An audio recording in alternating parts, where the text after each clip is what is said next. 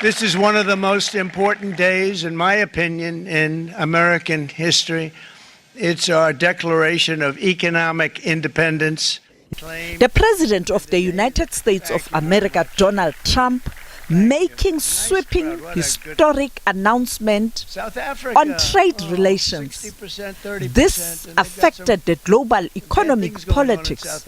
Many expected this announcement, the new tariffs, will render AGOA ineffective. The US is realizing that it is in a game with two other global powers. China, which has established itself through a very careful and very calibrated use of industrial policy, has emerged as not just as an industrialized country, but also as a global leader in technologies, in digital technologies, in low carbon technologies, and that it is a serious competitor to the US, and the US has defined its competition with China not just as a matter of economic competition, but a matter of national security. So I think there's an attempt now to pivot towards the East, as they would call it, and also to engage much more on economic policy levers. So that's where I think these tariffs, these threats, and this unilateralism comes in. So the entirety of the playbook that was developed under the pressure from the global North, which was unbalanced, but all the rules of the WTO are now being cast aside. They're now being violated one after the other. I don't think there's any other way of describing it. And the US has made sure that that doesn't have any consequences because they disabled the appellate body in the World Trade Organization. The former South African President Thabo Mbeki touched on this issue when addressing diplomats last week. Professor Paul Post himself concludes that the US under Trump appears bent on fully leveraging its outsized position within the world's trade, security, and financial networks to coerce better deals. If others don't like it, they won't even be given the dignity of a kind word. The US, in Trump's view, has been played for a sucker and is determined to change all that. And he says Trump also strives in being highly transactional. And this will tilt the US towards being more a predatory hegemon in the coming years. One that destabilizes and disturbs more than it comforts. But it also won't be fully outside the bounds of how the US was long perceived by others, unquote. And South Africa itself, of course, has been exposed to some action by the Trump administration. The challenge remains.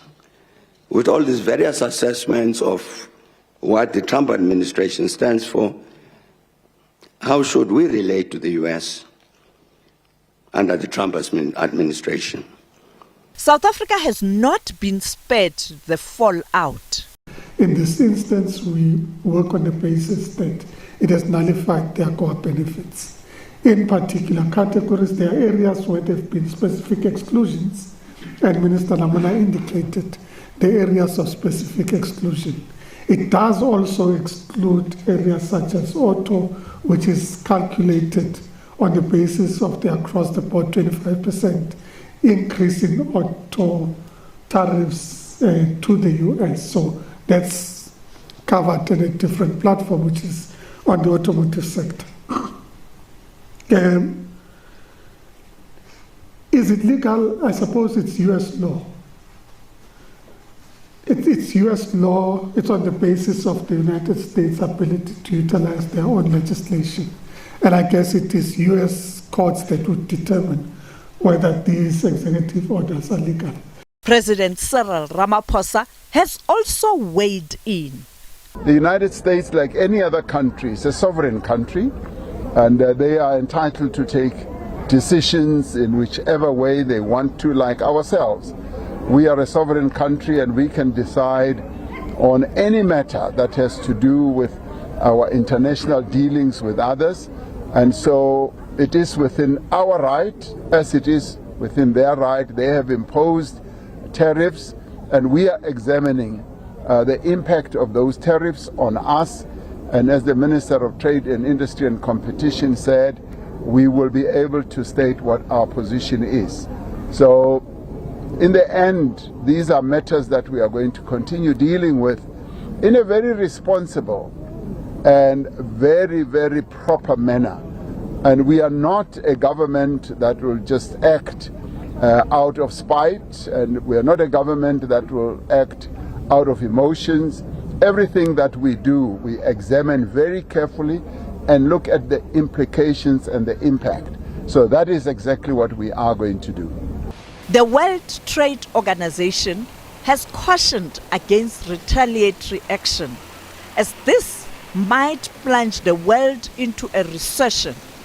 The United States of America has taken a tough stance on multilateral trade, and it is unlikely that Washington will listen to the World Trade Organization.